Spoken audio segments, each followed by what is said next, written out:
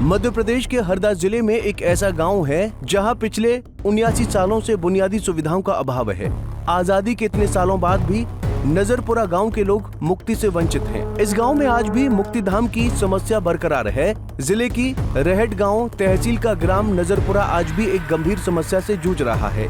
गांव में मुक्तिधाम की बुनियादी सुविधा न सिर्फ जर्जर हो चुकी है, बल्कि वहां तक पहुंचने के लिए ग्रामीणों को खतरनाक रास्तों और गहरी नदी को पार करना पड़ता है।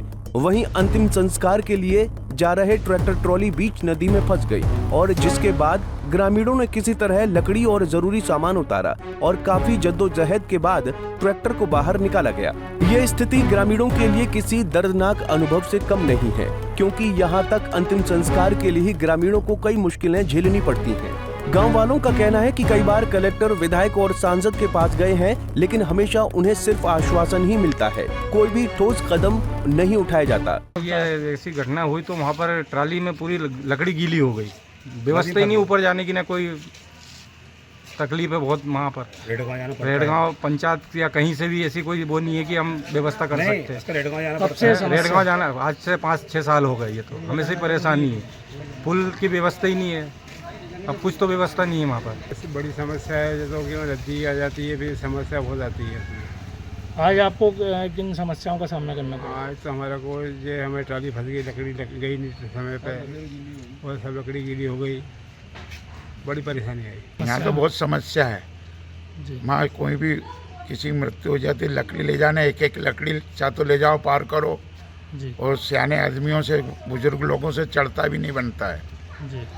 और इतने यानी 100 फीट चौड़ी वहाँ से बीच में दूसरी नदी बन गई है जी। सबसे मेन समस्या है। हम लोगों को फिर यार हटगांव ले जाना पड़ता है, इधर भी नदी पड़ती पूरी। क्या मांग करते हैं आप जनता सरकार से, विधायक वहाँ उस पर से पुलिया होना और क्या।